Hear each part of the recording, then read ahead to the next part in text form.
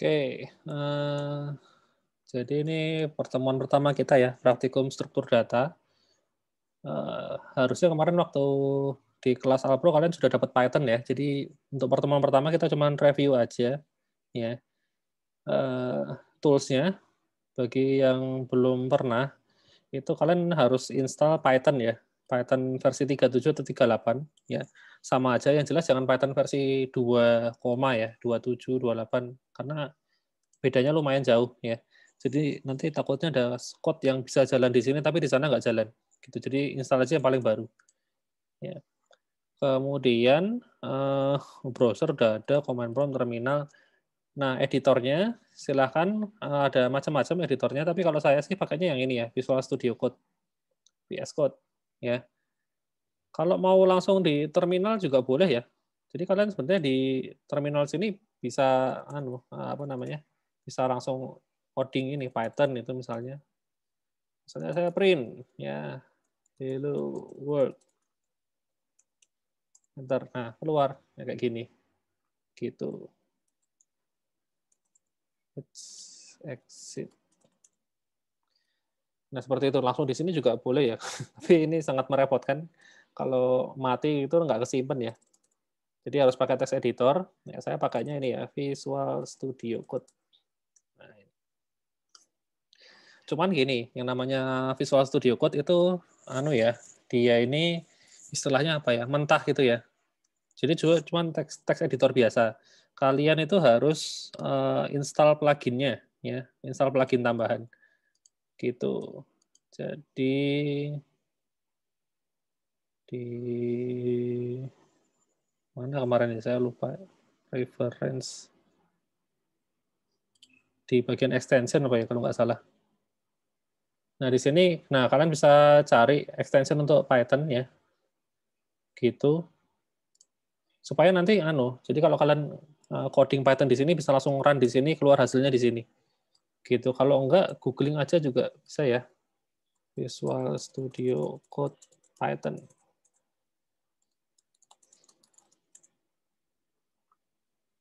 Nah, ini.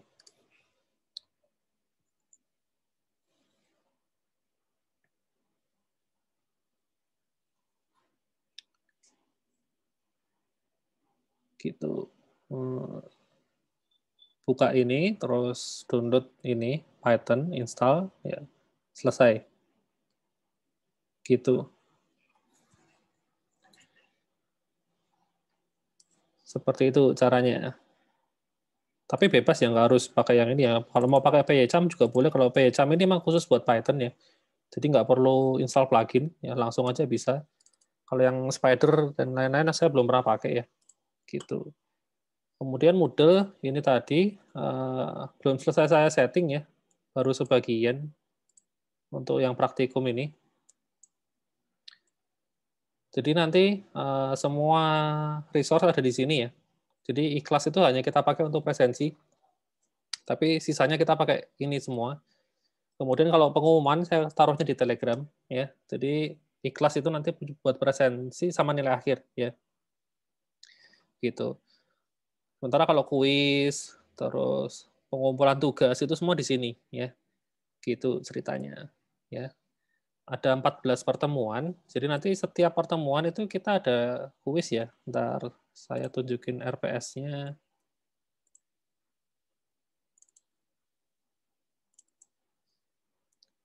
Struktur data. Kok ini sih?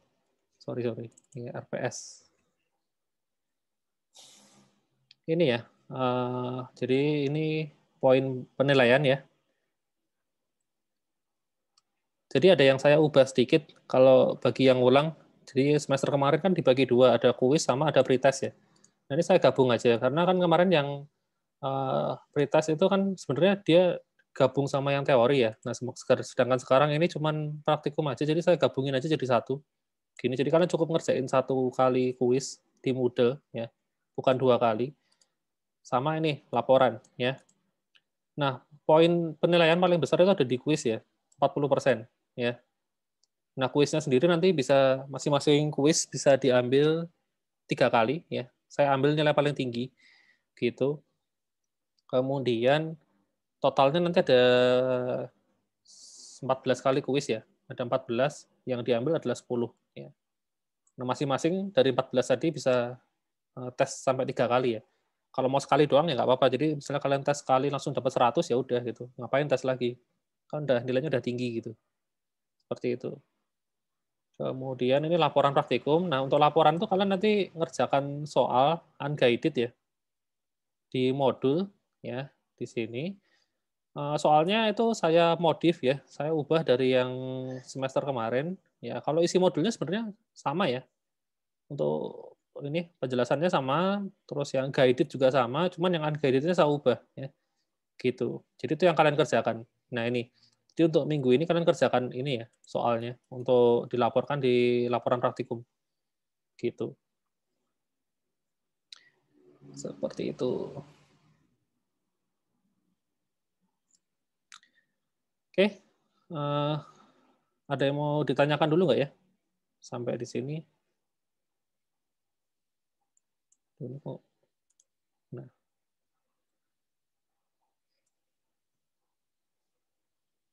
sebelum kita masuk ke materinya, sepertinya nggak ada ya.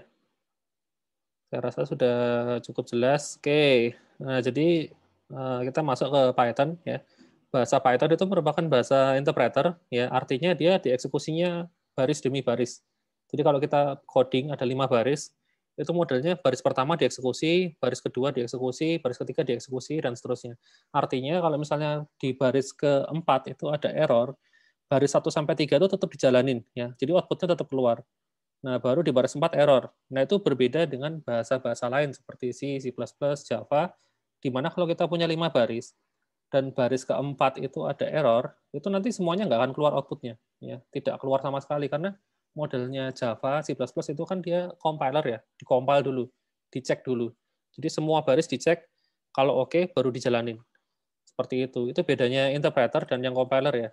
Nah, Python ini termasuk yang interpreter. Ya, memang secara garis besar bahasa itu ada 2 macam.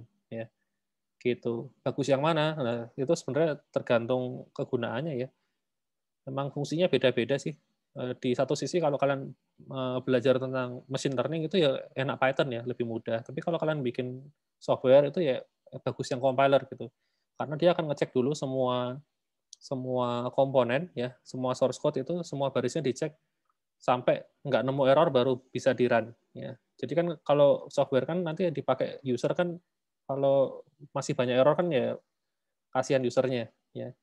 Kalau Python itu sebenarnya kebanyakan bukan ditujukan buat user tapi buat kita sendiri. Ya, jadi kayak misalnya ngetes data ya, mainan big data kayak gitu, nganalisa ya, jadi bukan buat end user gitu. Jadi memang fungsinya beda ya. Tapi kalau untuk belajar memang lebih enak Python ya. Memang lebih mudah dipahami sih sebenarnya. Gitu. Oke, jadi bahasa Python itu kenapa kok gampang dipelajari? Karena simpel ya. Simpel. Jadi langsung saya demokan aja. Ini saya bikin file baru. Ya.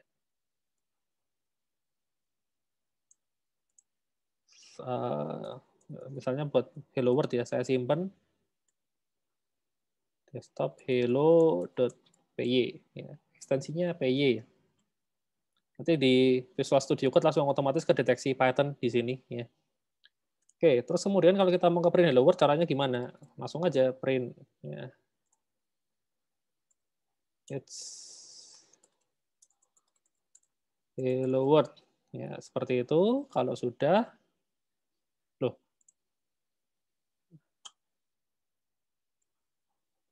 kalau sudah ini saya run ya. Nanti outputnya harusnya keluar di sini. Nah, ini Hello World yang ini. Ya. Gitu. Seperti itu. Ya. Sangat mudah kan? Nah, kalau kalian mau bandingin ya, kemarin saya kayaknya ada bikin mana ya ini. Nah, di ini Java ya. Kalau Java mau nge-print Hello World, itu kalian harus bikin kelas dulu, bikin fungsi main dulu. Nah, baru di sini bikin nge-print Hello World. Jadi step-nya banyak ya. Beda dengan Python ya. Python mau nge-print langsung print aja gitu. Seperti itu. Jadi kalau untuk orang yang baru belajar itu gampang ya. Makanya sekarang kita Alpro sama struktur data pakainya Python, ya. Kalau dulu sih pakainya C ya. Di Alpro tuh pakai C, terus strukda tuh pakai C++, ya. Kemudian PBO Java, ya. Gitu. Tapi kalau sekarang supaya lebih gampang, pakainya Python aja. Nanti di PBO baru belajar Java, ya. Seperti itu. Oke. Kemudian ini caranya ngeran ya. Kalau mau manual ya bisa seperti ini. Jadi ini kan tadi saya taruh di desktop ya. Nah, ini saya buka terminal, saya buka desktop saya, terus saya run ya, Python tadi namanya hello.py. Nah, keluar, sama aja ya. Jadi sama aja. Kalau kalian misalnya nggak punya ini, text editor yang ada tombol run ya, tombol run ini hanya muncul ketika udah diinstal plugin Python. Jadi kalau kalian baru install VS Code, ini nggak ada ya. Harus tambahin pluginnya dulu. Gitu. Kalau kalian misalnya katakanlah codingnya pakai Notepad ya, terus mau ngompal manual, jalanin manual ya tinggal gini aja, gitu. Buka command prompt, ketikin Python spasi nama filenya, keluar hasilnya, gitu. Ini juga bisa kalau mau ya, sama aja kok. Oke, kemudian ini sudah tipe data primitif. Oke, di Python itu ada beberapa tipe data ya. Sebenarnya kita kalau mau bikin variabel sih bikin aja nggak masalah ya. Nggak perlu dihafalin. Jadi misalnya saya kasih A 10 ya, terus saya print A sama dengan koma A gini ya. Keluar hasilnya ya A sama dengan 10 ya. Seperti itu. Jadi ini kita nggak bicara tentang tipe data, langsung aja dikasih gitu. Tapi sebenarnya 10 ini kan angka ya, angka itu termasuk dalam ini, integer, ya, tipe data integer. Gitu. Kemudian kalau misalnya kita taruh pecahan di sini, 10,5, maka tipe datanya berubah jadi float. Ya. Kemudian kalau teks itu dia namanya string. Ya. Jadi kalau teks itu harus dikasih tanda petik. Jadi kita nggak bisa nulis ABC gini ya. Ini error. Ya. Jadi kalau mau ngetik teks harus dikasih ini, petik. Ya. Seperti ini. Petiknya kalau di Python boleh 1, boleh petik 2, ya. Petik 1 gini boleh. Ya, yang penting pembuka penutupnya harus sama. Ya. Petik 2 juga boleh, tapi kalau saran saya pakailah yang petik 2 ya. Karena kalau di bahasa pemrograman yang lain standarnya itu yang namanya string itu selalu pakai petik 2 ya. Jadi di sini ada petik 2, sini juga petik 2. Gitu. Makanya saya juga selalu pakai yang petik 2. Gitu. Karena di bahasa yang lain sama, jadi biar kalian nggak bingung aja. Gitu, standar gitu loh. Kemudian nah tipe data dasar itu sebenarnya cuma 3 ini ya. Angka, pecahan, sama teks ya. Selain itu ada juga tipe data list ya. List itu kalau kita mau nyimpen data tapi lebih dari satu data ya. Pakai yang namanya list. Kemudian tuple ya, list, tuple, set sama dictionary ini sama ya. Buat nyimpen banyak data ya. Cuman cara kerjanya yang berbeda ya. Nah, nanti kita lihat ya bedanya di mana. Itu. Kemudian berikutnya kita masuk ke variabel ya. Nah, variabel itu kalau kita mau menyimpan nilai ya, kayak ini tadi, A ini adalah variabel, ya. Mau bikin variabel yang lain bisa, ini B ini adalah variabel, ya. Bikin lagi C itu juga variabel, kasih aja pecahan. Nah, kayak gini. A, B, C ini merupakan variabel, ya. Fungsinya untuk menyimpan nilai, ya. Tujuannya itu. Kemudian aturan penamaan variabel, nah ini kayaknya sih anu ya, standar ya ini ya. Semua bahasa pemrograman juga seperti ini. Jadi namanya variabel itu awalnya harus diawali dengan huruf atau garis bawah. Nggak boleh pakai angka atau karakter spesial. Jadi misalnya 1A gini nggak bisa ya. Ini error, langsung error nih. Tapi kalau A1 boleh ya. Gitu. Yang penting angkanya bukan di depan ya, tapi di belakang. Gitu. Nggak bisa juga kita pakai karakter spesial, misalnya tanda seru ini nggak boleh, pagar, tanda tanya nggak bisa karena karakter spesial itu udah dipakai untuk sintaks yang lain. Misalnya pagar ini untuk komen ya, tanda seru itu untuk negasi dan seterusnya. Ya, gitu. Jadi pokoknya variabel itu hanya bisa diawali oleh huruf atau underscore. Ya, underscore boleh, tapi kalau strip nggak boleh. Strip itu artinya minus soalnya. Tapi kalau underscore itu boleh. Ya, gini boleh. Seperti itu. Kemudian case sensitif artinya A kecil sama A besar itu berbeda ya. Ini. DF. A ini sama A yang ini tuh adalah variabel yang berbeda. Di bahasa pemrograman yang lain juga sama sih. Aturannya seperti ini. Variabel itu dianggap sama itu cuman di SQL ya, basis data.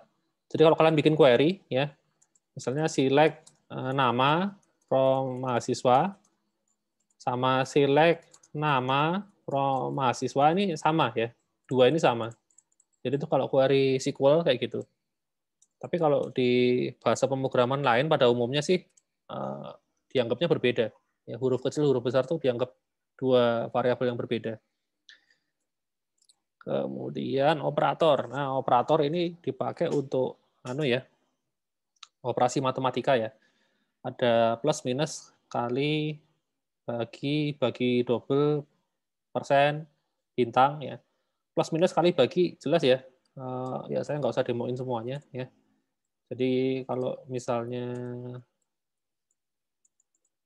plus ya tinggal 10 plus 5 ya. Jadi kalau ini di print harusnya keluarnya 15. Nah, kayak gini.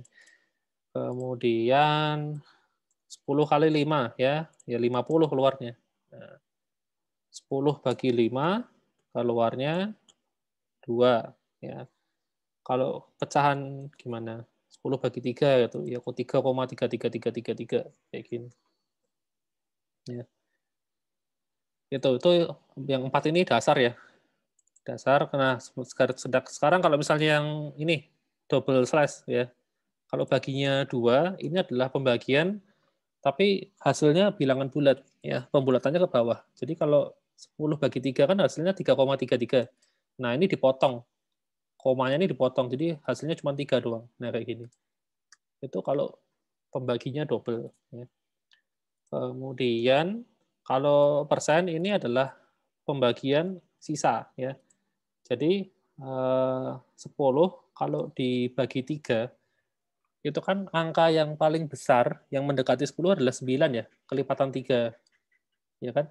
Jadi, angka yang paling besar, ya kelipatan dari 3, yang mendekati dengan 10 itu adalah 9. Jadi kalau 10 dikurangi 9 itu hasilnya kan 1. Nah, 1 itu jadi output-nya di sini. Nah, 1. Gitu. Kalau saya ganti angka yang lain, jadi misalnya 8. Nah, kelipatan 3 yang paling dekat dengan 8 adalah 6. Ya. 6 kan? Jadi 8 dikurangi 6, hasilnya 2. Kita jalanin 2. Nah, itu modulus. Ya. Jadi sisa dari pembagian yang tidak bisa dibagi. Karena kalau dibagi hasilnya pecah. Itu namanya modulo. Ya. Kemudian kalau yang ini double bintang, ini pangkat ya. Kalau pangkat sih tinggal ini aja, 8 kali 8 kali 8 gitu ya. Saya kecilin aja, misalnya 4 aja deh, 4 kali 4 kali 4. 4 kali 4 itu 16, 16 kali 4 adalah 64. Nah, ini hasilnya. Gitu. Ini operator kayaknya sudah dibahas di Alpro ya harusnya ya semuanya ya. Kemudian operator ini statement control ya. Lebih besar, lebih kecil. Ini untuk pengecekan ya. Jadi fungsinya untuk dipakai di sini ya, if ya. If misalnya gini aja. Ini 1, B sama dengan 2. Oke. If A lebih besar dari B, maka print A lebih besar ya. Kemudian else print. Ini fungsinya untuk ini ya. Di sini nih ya. Notasinya ini. Saya print B lebih besar ya. Karena di sini kan ini sebenarnya pengecekan ya. Apakah A lebih besar dari B? Kalau hasilnya betul, maka yang dijalanin yang ini, tapi kalau salah, yang dijalanin yang bawah. Ya. Nah, ternyata A lebih kecil dari B, jadi dia nggak memenuhi syarat yang ini, maka yang dijalanin yang bawah. Ya. Gitu. Kemudian ini untuk mengecekkan apakah A sama dengan B, kalau yang ini apakah A lebih besar atau sama dengan B. Jadi kalau nilainya sama masih memenuhi, ya. Kalau yang ini kalau nilainya sama sudah tidak memenuhi, ya. Kemudian ini lebih kecil atau sama, ya. Kalau yang ini tidak sama dengan, ya. Kalau berbeda, ya. Jadi pengecekan kalau A tidak sama dengan B. Gitu. Kemudian yang ini, nah kalau yang ini untuk menegasikan ya, membalik ya. Jadi kalau saya tambahin not di depan, if not, nah hasilnya kebalikannya ya. Sorry. Oh ini untuk boolean doang ya, nggak bisa berarti. Sorry. Ya. Jadi kalau kalian punya boolean, mau di apa negasikan, pakainya yang ini ya. Gitu. Jadi kalau misalnya saya punya C sama dengan true ya. Ini saya bisa ngetikin is not C ya. Not C, C kan true. Kalau true harusnya kan yang ini jalanin, tapi kalau not C berarti yang bawah ya, not true. Nah, B lebih besar. Gitu untuk membalik. Ini namanya boolean ya, true or false ya. Gitu. Kemudian function ini kalau ini apa namanya? Semacam if else tapi langsung di variabel ya. Gitu.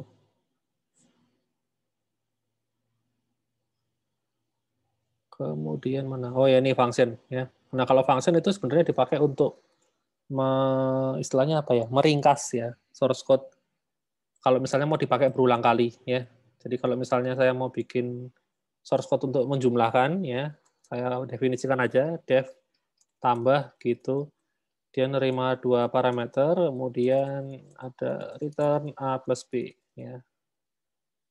Jadi nanti kalau misalnya saya mau menjumlahkan ya, saya tinggal panggil aja tambah 10 plus 10,5. Kemudian ada lagi tambah 20,7, 30,9. Misalnya kayak gitu. Jadi nanti yang keluar adalah hasil penjumlahan masing-masing ya. 15, 27, 39. Nah, ini. 15, 27, 39. Gitu. Ya kalau fungsinya cuma pendek gini ya nggak kelihatan efeknya. Tapi bayangin kalau misalnya di fungsi ini ada 10 baris. Ya. Kalau misalnya kalian nggak bikin dalam bentuk fungsi, berarti kalian punya 10 baris di sini, 10 baris di sini, 10 baris di sini, total ada 30 baris. Nah itu kan boros. Ya. Jadi akan alangkah lebih praktis kalau dibikin ke function aja. Nanti tinggal panggil aja functionnya. Gitu. Ini juga harusnya sudah dibahas di Alpro ya. Kemudian oh ya, jadi kalau misalnya kalian apa namanya mau bikin sebuah file yang isinya fungsi-fungsi begitu, kemudian ada file lain yang isinya source code-nya itu bisa ya. Kalian bikin file isinya fungsi seperti ini, kemudian nanti tinggal diimport aja. Jadi misalnya ini saya bikin ke file baru ya, namanya ini kalkulator kalkulator.py ya. Kemudian di sini saya tinggal import kalkulator ya. Nah, di sini saya tinggal panggil kalkulator titik it's. Nah, gini. Saya jalankan hasilnya sama ya. Gitu. Itu nanti supaya ini fungsi-fungsi ini bisa ditaruh di file sendiri supaya lebih rapi aja sih. Jadi source code-nya di sini bersih gitu loh. Tinggal diimport ya, bisa ya. Caranya tinggal ini di apa? Dipindah aja. Kemudian diimport namanya sesuai dengan nama filenya. Cuma nggak pakai ekstensi ya. Gitu. Oke, kemudian ya ini import tadi ya.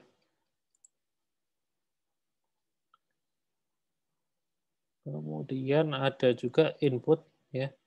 Kalau misalnya kalian mau nerima input ya dari user, itu bisa ya. Jadi tinggal bikin variabel lalu panggil perintah input ya. Masukkan nilai masukkan nilai A gitu. Kemudian saya bikin juga masukkan nilai B ya. Kemudian ini keluar hasilnya A tambah B ya sama dengan gitu. Nah, ini kalau saya jalanin dia akan nerima input ya disimpan ke dalam variabel A sama B, disimpan ke dalam variabel B, kemudian dijumlahkan. Masukkan A 10, masukkan B 20, hasilnya kalau input itu default-nya tipenya adalah string ya. Jadi ini 10 ini dianggap string, 20 juga dianggap string, kemudian ditempel ya. Gitu. Jadinya 1020 gitu. Bentar, untuk convert-nya apa ya? Saya lupa ya. Kalau di casting bisa nggak ya? Casting integer. Nggak bisa. Kebanyakan belajar bahasa pemrograman tuh jadi lupa.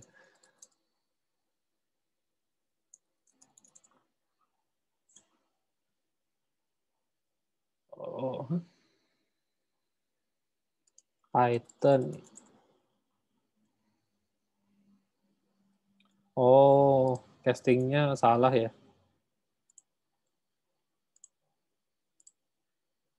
Castingnya harusnya langsung dikurung aja int gini.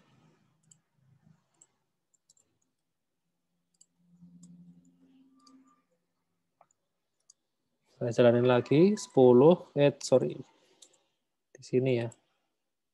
10, 20, nah hasilnya 30. Ini ya.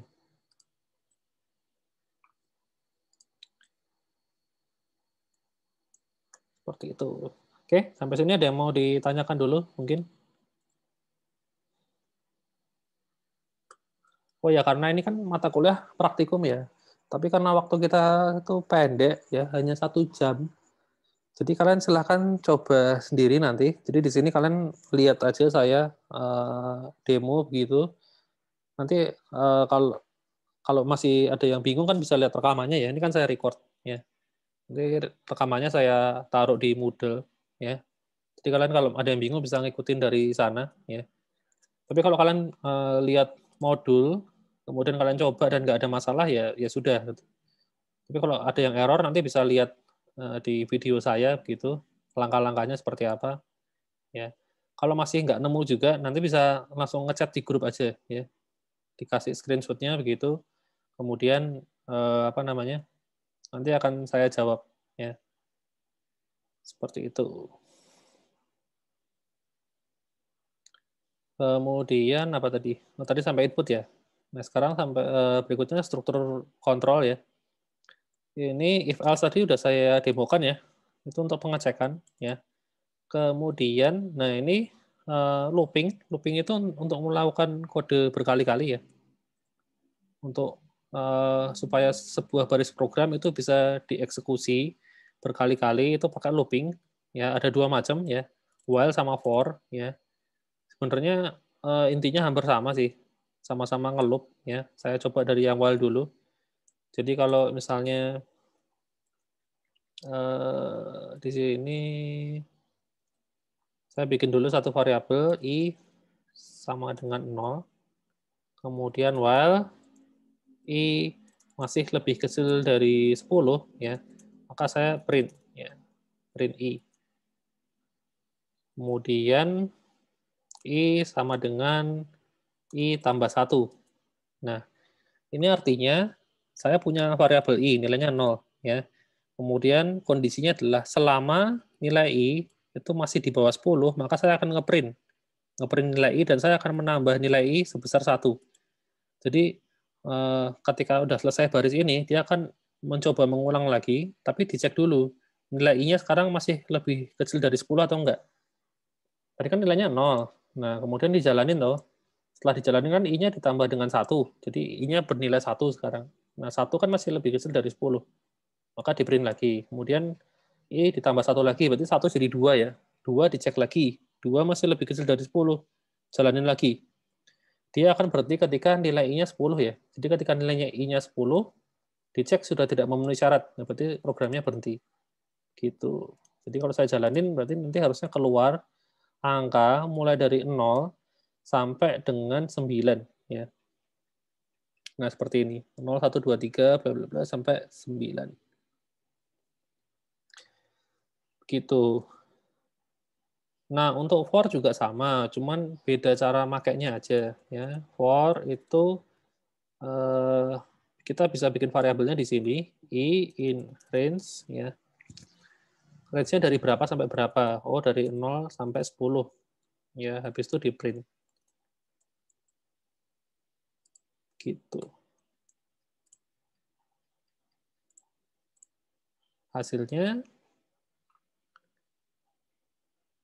nah ini ya. Ini yang for ya. Yang saya blok ini yang for. Yang ini yang I. Hasilnya sama ya. Akan kecetak 0 sampai 9. Ini juga 0 sampai 9. Ya. Sama persis. Jadi kalau range 0 sampai 10, itu 10-nya nggak ikut ya. 10-nya nggak ikut, tapi 0-nya ikut. Nah, itu yang perlu diingat-ingat. Ya, 0 di sini ikut di print, tapi 10 di sini nggak ikut di print. Ya, jadi sebenarnya dua source code ini sama ya. While yang ini sama for yang ini tuh sebenarnya sama persis. Ya, output-nya sama, cara kerjanya sama juga, cuma berbeda penulisannya aja. Ya, gitu. Seperti itu. Oke, sampai sini ada yang mau ditanyain dulu nggak?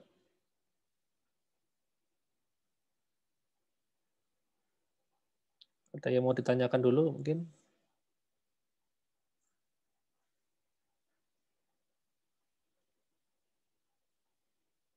Oke, sepertinya tidak ada. Ya mungkin karena di Alpro udah dibahas semua ya. Oke, sekarang di modul guided-nya itu coba jalankan kode berikut. Ya, ini sebagian sudah saya coba ya. Nah, yang belum adalah yang ini ya, list, tuple, set, dictionary ya. Jadi list, tuple, set sama dictionary itu sebenarnya tujuannya sama ya. Sama-sama untuk nyimpen data dalam jumlah banyak. Ya. Bedanya cuma di ini. Pertama adalah simbolnya. Kalau list itu pakai kurung, kurung apa? Kurung kotak gini ya.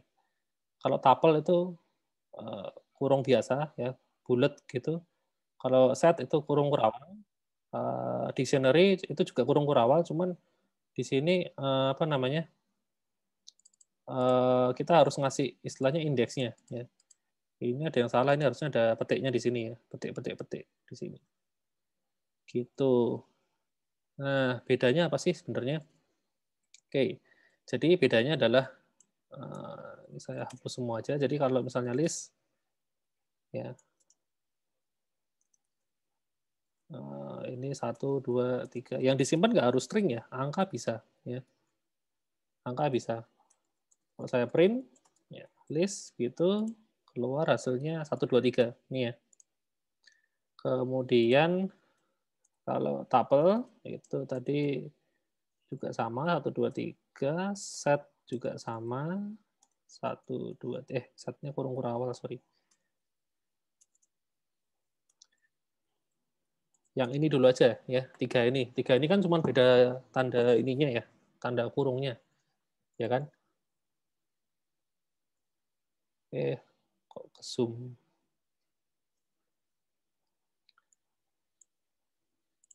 Jadi kan 3 3 ini kan hanya berbeda tanda kurungnya aja ya. Tapi kalau di print, saya print masing-masing ya, print list, print tuple, print set ya. Pas di print juga ya hasilnya cuma beda kurungnya aja ya. Nah ini cuma beda tanda kurungnya aja gitu loh. Nah terus kegunaannya apa sih kok beda-beda gini? Jadi gini, kalau list itu datanya itu masih bisa diubah ya. Jadi kalau misalnya saya tambahin di sini list titik append gitu, saya tambahin angka 4, itu dia bisa ya. Nah, keluar. Jadi listnya ketambahan angka 1 ya. Ketambahan angka 4 di sini ya. Jadi listnya jadi 1, 2, 3, 4.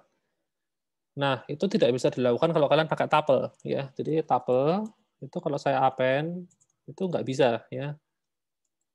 Ini pasti error. Saya jalanin.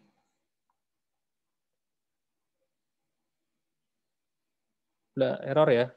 Gitu. Jadi bedanya jelas ya. List itu menyimpan ini sih, menyimpan banyak nilai. Ini menyimpan banyak nilai tapi tidak bisa ditambah atau dikurangi. Nah, sekarang yang set. Kalau set itu dia bisa ya. Kita bisa bentar. Pakainya add ya. Add 4. Set bisa ditambah ya. Terus bedanya sama list apa? Nah, bedanya adalah kalau misalnya di list ya, itu saya tambah pakai nilai yang sama. Misalnya 2. 2 kan udah ada ya. Set juga saya tambah dengan 2. Nah, maka hasilnya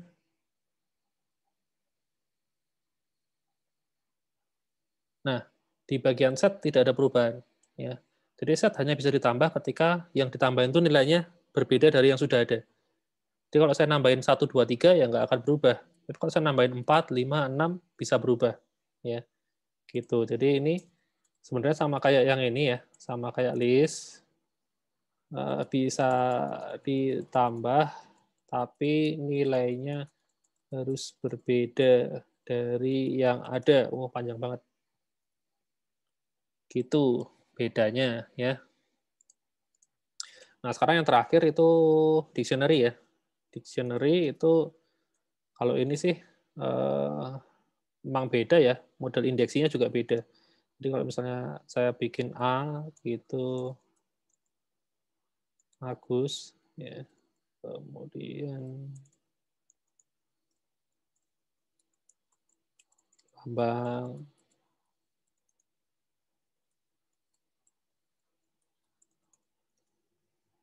Nah, dia data yang disimpan tuh di sebelah kanan, sedangkan yang di sebelah kiri itu namanya indeks. Indeks tuh fungsinya buat apa sih? Nah, jadi gini, kalau misalnya kalian pakai list, ya, pakai list itu kalau kalian mau ngeprint berdasarkan indeks, list itu ngeprintnya bisa pakai indeks 0, 1, 2, 3, dan seterusnya. Jadi kalau saya mungkin ini saya ganti aja ya datanya sama kayak itu ya. Agus, Bambang, Charlie.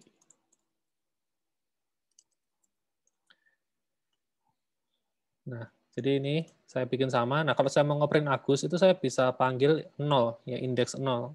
Karena dimulainya dari 0. Ini 0, ini 1, ini 2. Ya. Ini kalau saya print, maka akan keluar tulisan Agus. Ya. Nah, ini keluar Agus ya. Kalau mau saya ngeprint Charlie, ya berarti indeksnya 2. Ya. Nah, keluar Charlie. Seperti itu. Nah, kemudian dictionary ini bedanya apa? Nah, dictionary itu sebenarnya mirip kayak list ya. Cuman kalian bebas mendefinisikan indeksnya. Indeksnya nggak harus pakai angka 0, 1, 2 ya, tapi bisa pakai ABC. Ya, jadi kita bisa panggil dengan cara dictionary ya, kemudian indeksnya A gitu misalnya. Itu akan keluar Agus ya. Nah, nih keluar Agus yang ini ya. Itu output dari yang ini. Gitu. Jadi indeksnya bebas ya. Jadi kalau misalnya kalian punya data mahasiswa, indeksnya mau pakai NIM juga bisa ya, 71120001 misalnya. Ini sangat berguna kalau kalian mau bikin sistem pencarian. Jadi misalnya kalian mau cari data mahasiswa, tapi kalian hanya punya info NIM-nya aja, nah kalian bisa pakai ini ya. Jadi masukkan ke dictionary ya. NIM-nya sekian, kemudian kita jalanin NIM sekian tuh siapa sih gitu loh. Ini siapa sih? Setelah kita cek, ternyata dia namanya Charlie. Nah, di sini. Kayak gitu. Ya. Itu fungsinya dictionary. Jadi sebenarnya sama kayak list, cuman sama seperti list, tapi indeksnya kita yang menentukan ya.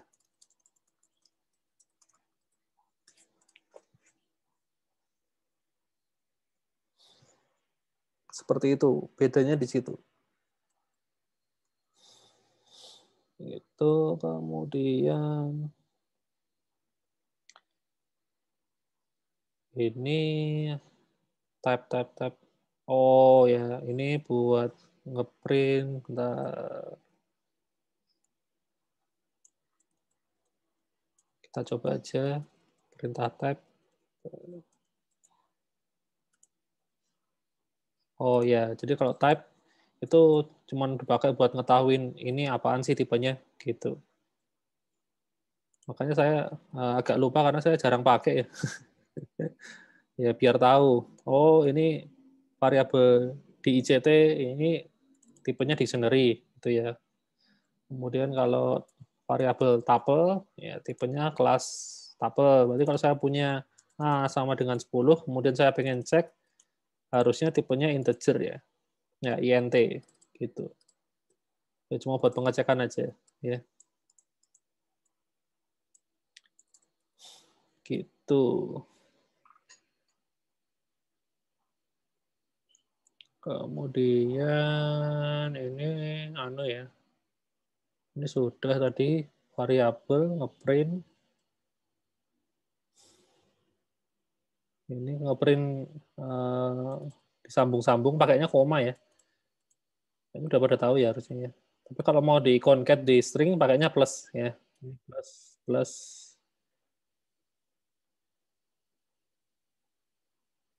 Oh, nah ini sekarang. Ini dia yang agak rumit adalah ini ya, notasi yang pakai titik dua ini ya. Jadi ini agak spesial ya. Jadi ini notasi agak spesial ya. Ya penjelasannya sebenarnya ada di teori ya. Di teori ada penjelasan lebih lengkapnya. Cuman gini, intinya adalah ini kan dibagi 3 bagian, ya kan?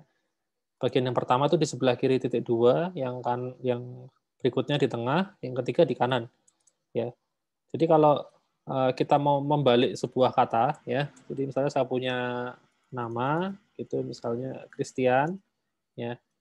Kemudian kalau saya print dengan cara seperti itu, ya, nama sama dengan nama kurung titik 2 minus 1 ini yang keluar adalah kebalikan dari Christian. Jadi N A I T S dan seterusnya ya. Gitu. Nah, jadi Christian dibalik jadi seperti ini ya. Gitu. Minus 1 di sini artinya jalannya mundur ya. Mundur. Gitu.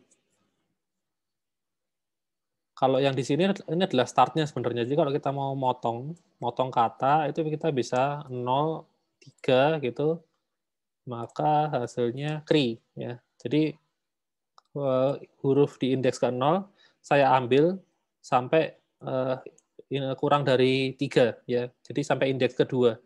Jadi 0, 1, 2 ya, kri gitu.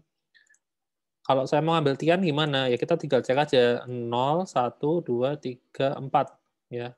T itu kan di indeks keempat ya. Kalau mau diambil sampai habis ya ini nggak usah ya. Gini doang aja.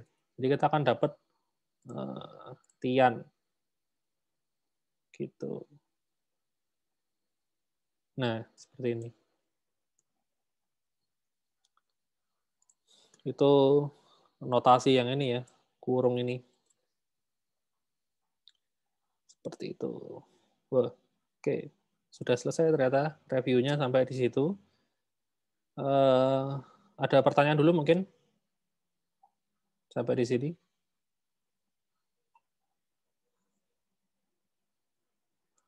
Wah, ini salah modul saya.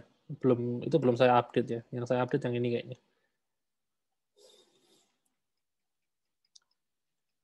Oke, kalau nggak ada nanti ini tugas pertama kalian ya.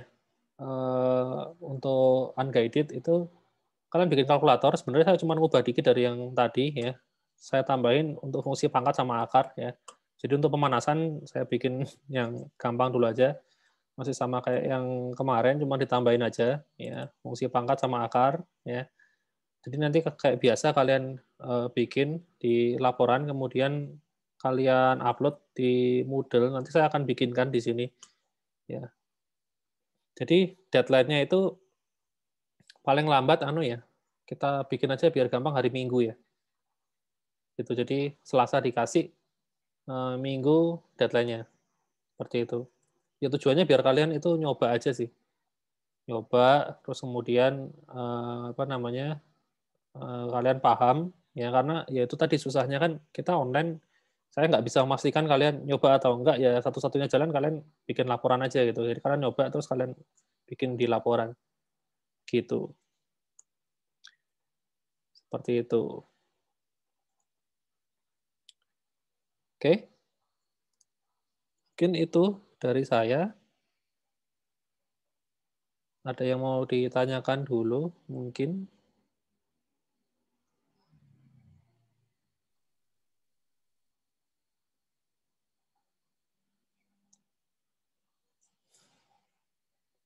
Tidak ada? Ya sudah, kalau tidak ada, berhubung ya waktunya sudah hampir habis. Pak, Oh, gimana? yang e-learningnya belum ada linknya ya? Oh, belum saya infokan ya? Ya, Oh Pak. iya, kayaknya belum saya posting ya. Tapi dicari sudah ada belum? Oh, belum cari sih. Praktik. Oh ya, nanti kalian cari. Kayaknya udah saya setting ya. Oke, saya post aja di grup sekalian deh. Praktikum struktur data. Ada yang belum join grupnya nggak?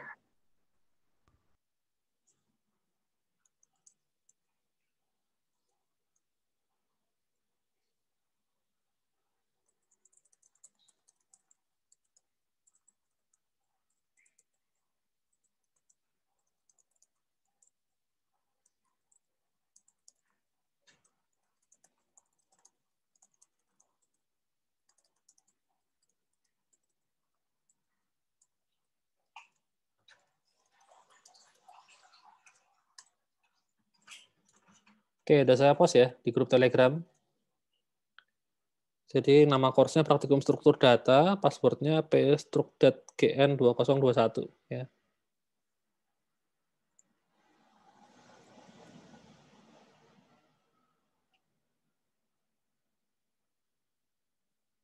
Gitu. Ada lagi yang mau ditanyakan mungkin? Pak, mau bertanya Pak, Hmm?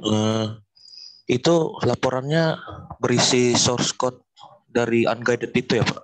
Iya, sama penjelasan kalian bikinnya gimana gitu. Kalau yang itu yang source code-nya, maksudnya untuk yang kayak CPP itu juga kumpul satu jadi laporan atau cuma Tadi laporannya aja? dipisah aja sih. Oh, jadi Ah, satu laporan dengan satu CPP itu ya Pak? iya, jadi nanti mungkin untuk laporannya itu nggak harus semua bagian source code-nya yang dijelaskan, tapi mungkin yang mau kamu jelasin aja. Jadi misalnya kalau kamu screenshot ya ini untuk input gitu, terus kemudian ini untuk perhitungan itu kamu jelasin kayak gitu. Oh Sama iya. source code full-nya juga dikasih ya, nanti supaya bisa dicek ya. Itu nanti saya periksa gitu kan. Oke, Seperti baik itu. Pak, kasih. Oke.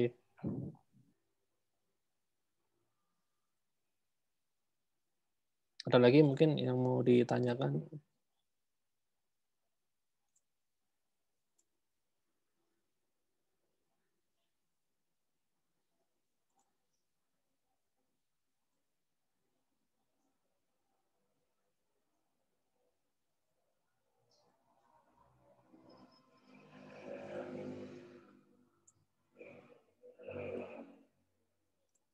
Nggak ada ya?